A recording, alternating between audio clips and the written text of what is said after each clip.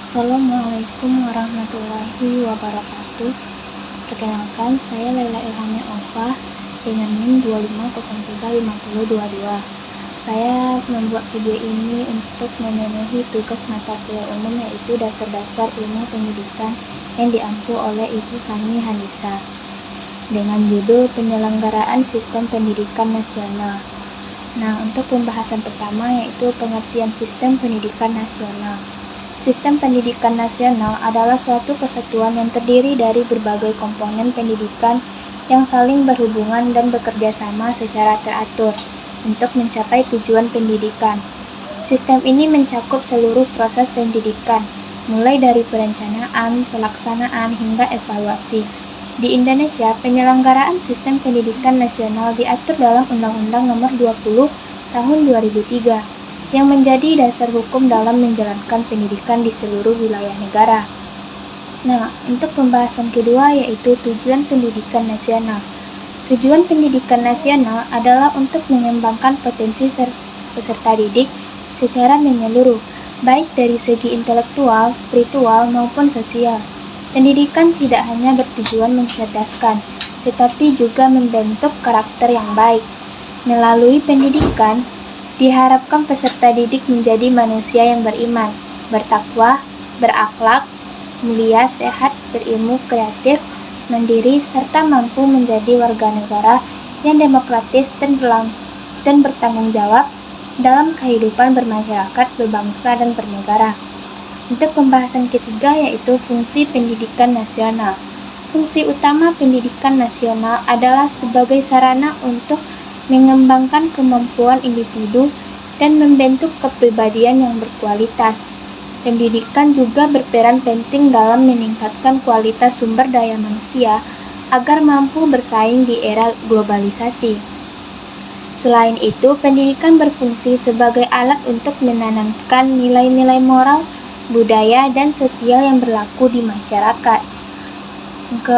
Untuk pembahasan selanjutnya yaitu jalur pendidikan. Dalam sistem pendidikan nasional terdapat 3 jalur pendidikan yang dapat ditempuh oleh masyarakat.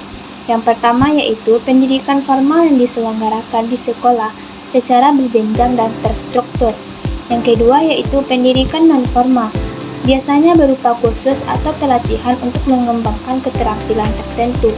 Yang ketiga yaitu pendidikan informal yang berlangsung di lingkungan keluarga dan masyarakat, yang berperan besar dalam membentuk karakter seorang sejak dini.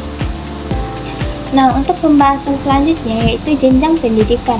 Jenjang pendidikan di Indonesia disusun secara bertahap untuk menyesuaikan perkembangan peserta didik. Dimulai dari pendidikan anak usia dini atau PAUD sebagai dasar pembentukan karakter awal. Kemudian pendidikan dasar yang meliputi sekolah dasar dan sekolah menengah pertama. Setelah itu dilanjutkan ke pendidikan menengah seperti SMA atau SMK, dan akhirnya ke pendidikan tinggi di perguruan tinggi untuk memperdalam ilmu dan keahlian tertentu. Selanjutnya yaitu prinsip penyelenggaraan pendidikan. Pendidikan di Indonesia diselenggarakan berdasarkan prinsip-prinsip yang menjunjung tinggi nilai keadilan dan demokrasi. Setiap warga negara memiliki hak yang sama untuk memperoleh pendidikan tanpa diskriminasi. Selain itu, pendidikan juga harus menghormati nilai-nilai agama, budaya, dan hak asasi manusia. Proses pendidikan tidak hanya berlangsung di sekolah, tetapi juga sebagai bagian dari pembelajaran sepanjang hayat. Selanjutnya yaitu peran pemerintah dan masyarakat.